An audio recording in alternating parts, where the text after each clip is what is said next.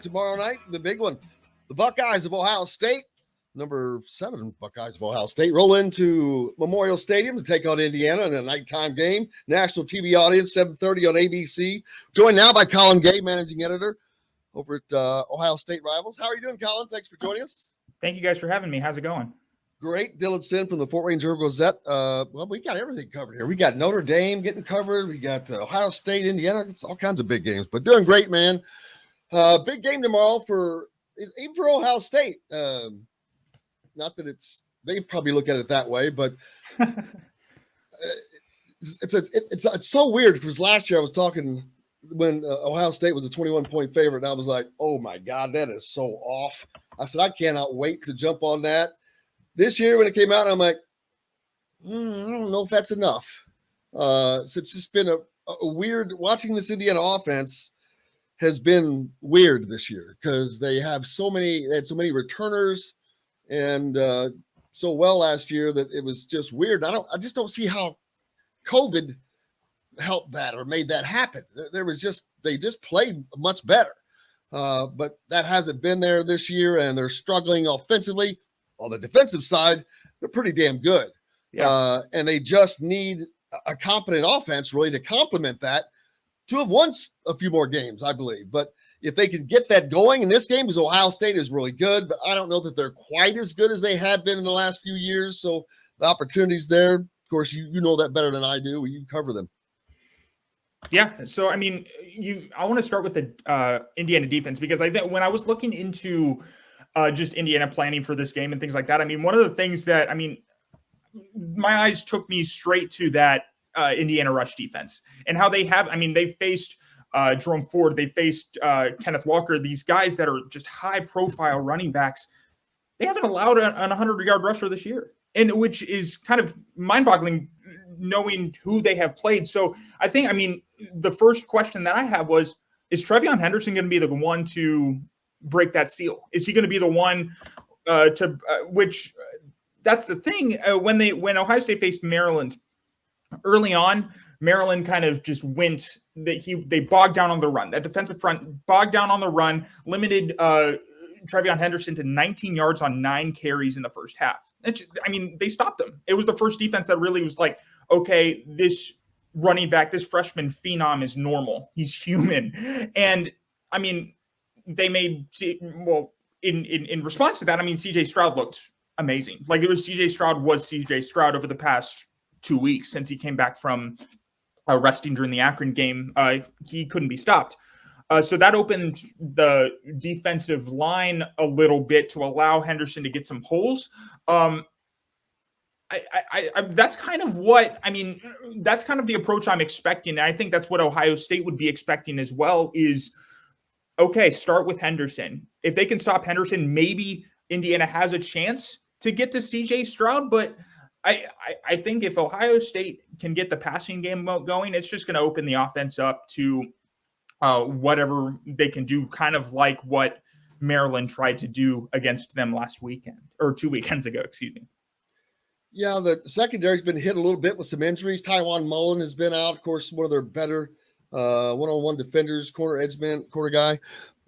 Not sure what his status will be this week, but I would imagine if he's available, he will be playing this week. I think he's missed 2 games now while wearing a boot. I don't know the severity of what that is, but they definitely need him. It's an all hands on deck kind of a thing, because it's when you play Ohio State or a team like that, it's an onslaught of offense. It's going to take its toll. It's going to wear on you. You got to have the guys that's going to be coming in and out. So hopefully they have that depth, because I want to see a good game regardless either way. Yeah. And offensively, how good has the Ohio State defense been this year? Are they better at stopping the run, the pass? So I think, the thing that kind of brings your eye is kind of what I like to call, say, the Iowa ball hawking mentality, where, Ohio State has recorded 9 interceptions in their past 4 games. And 4 of those, they have a streak of 4 games where they've brought interceptions in for touchdowns. That's a mind-boggling streak. I don't even know how long it's been since that's happened for Ohio State, let alone any other team in the country.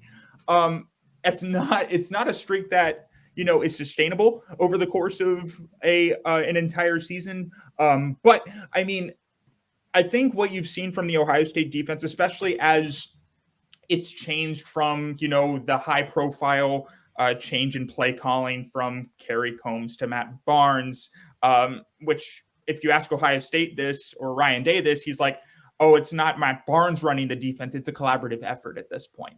But what you've seen, say, from the Akron game forward is a team that's combining for, I mean, you've seen increased sense of pressure up front, whether it's from the middle from guys like Haskell Garrett or Tyleek Williams, a freshman who's been absolutely phenomenal up front for Ohio State, which, I mean, I don't think Ohio State was expecting, especially since they were starting a veteran in Antoine Jackson in the middle with Haskell Garrett. But, I mean, you see a combination of pressure. You see the pressure leading to uncomfortable throws from quarterbacks, leading to interceptions. You have a guy in Ronnie Hickman at the bullet/safety position that's been, I like to refer to him, the ball's a light and he's a moth. He's just tackling everybody. And one of the best tacklers in the country. You see a linebacker unit that's pretty another high-profile situation with Kayvon Pope leaving in the middle of the Akron game. But, I mean, you see a small group, but a very talented group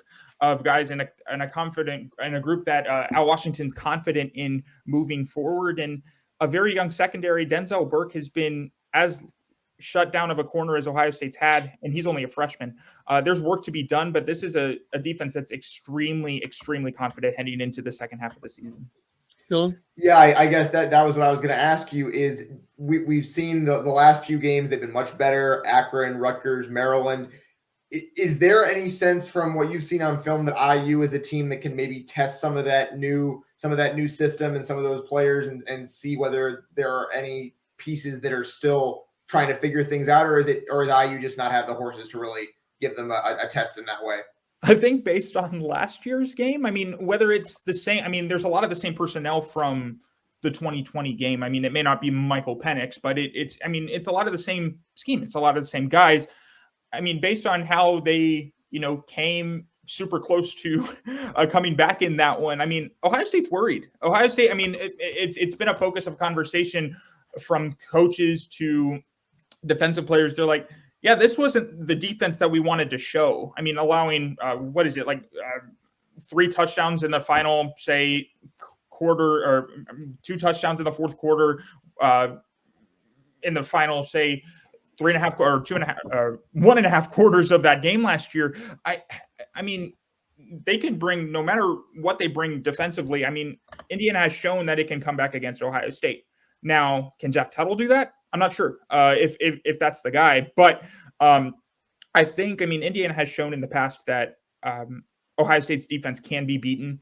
Ohio State has shown in the past that Ohio State's defense can be beaten. I mean, go back to the Oregon game. I mean, they struggled defensively. They struggled with, broken over the past 2 weeks. Actually, 3 weeks, they've struggled with broken tackles. I mean, over the last 2 weeks in general, it was like 21 broken tackles per PFF, 23 against Maryland. I mean, those are not good numbers. And when they face better athletes over the course of the Big Ten season, whether it's Indiana, whether it's Penn State, Nebraska, like these, or Michigan State, like these teams that have increased athletes, I mean, that's going to affect them, broken tackles. So, I mean, and that's going to be a stat to watch. That's going to be a thing to watch. And that's going to be where, if Indiana can get in space and Ohio State secondary can't bring them down, I don't think Indiana will win this game, but I think it could be closer than a lot of people think. Well, let's hope so, because that gives Indiana a shot, and they need a shot because as of right now, they have to go 4-2 to finish the season. And if they can't find a way to win this, that means obviously 4-1 the rest of the season. The margin for error just continues to shrink for bowl eligibility. And the last half of the season is unquestionably easier for Indiana, but that's hard to use the word easier when you're still going to have probably a ranked Michigan game at the Big House. And you're going to have a Minnesota team coming into Bloomington that has played well, playing better. And then they're going to have to go to Purdue, who just got finished upsetting Iowa out in Iowa City. So it's going to be, they've got to start finding wins, and no matter if they're shocking wins or not. But it's just, they haven't had the season that most of us expected, but we're still hopeful that maybe they'll turn that around and it'll make it a little bit better going. What is the thought on Ohio State? Ohio State was, they start the season expecting to contend for the national championship. Not that they still aren't, but the Big Ten East is really, I don't know who. I don't know. Is it Penn State? Is it Michigan? Is it Ohio State? I don't know for quite a while now. This is the first time in a while you don't know or feel who that dominant team is. And I'm like, wow. So those games are going to have to play themselves out. Yeah. And they haven't yet, but that's the thing. You can still play your way into the top of the Big Ten East. And I think if you look at the AP poll, we'll have to see what the College Football Playoff Committee thinks here at the start of November, and that's after the Penn State game, so that'll matter too. But according to the AP, according to the USA Today coaches poll, Ohio State's the team to beat in the Big Ten East, and I think and that's beating undefeated Michigan, Penn State, who already has a loss. But I think this team has shown enough confidence that it's the favorite in the Big Ten East, at least from the outside. Now, inside the program, it's still day to day. We had a loss. We've suffered a loss. We control our own destiny, but this is a team that knows what it's like to lose. And I think, especially with this game in particular, there's a lot of conversation, especially over the past 5 years or so, with Ohio State trap games. And it's, whether it's Iowa in 2017, Purdue in 2018. I don't think Ohio State is in that mindset for a game like this one against Indiana, because, if you ask Ohio State, they're like, we lost. We have no room for error. It's a one game at a time. And obviously that's coach speak, and you got to take that into consideration. But one more loss and they're done.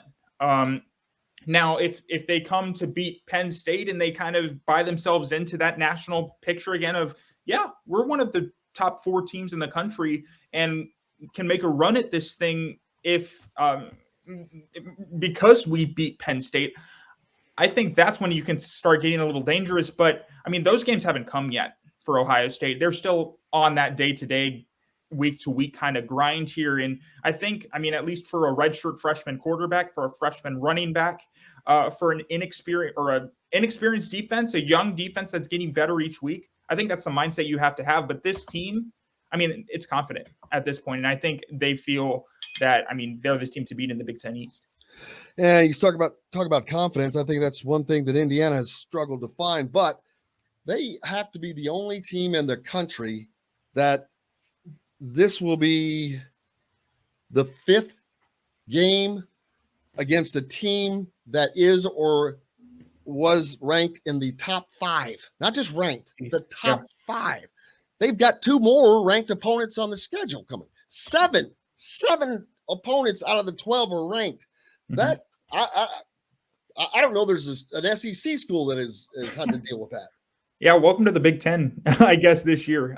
This Big Ten East is loaded, and I think it's a division that, when you have that conversation between, okay, what's better, the SEC or the Big Ten?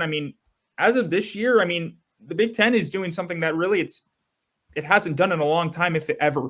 And I think that, especially when you talk about the college football playoff conversation, I think that's why that there is a spot, no matter if Iowa lost, there's a spot for a Big Ten champion in the playoff, just based on how the AP, based on how the coaches poll thinks. Their polls have indicated. So, obviously we're going to have to wait and see with the college football playoff committee and their first polls that first Tuesday in November. But the Big Ten is as good as it's ever been. And I think that just gives, again, confidence to the teams at the top, but also a level of worry that and Ryan Day said this, and he's like, there's no games off in the Big Ten East. And I think Ohio State's going to see that in a big, big way here in the second half of the season, including games against, say, Nebraska, or a road game against Nebraska, a home game against Purdue.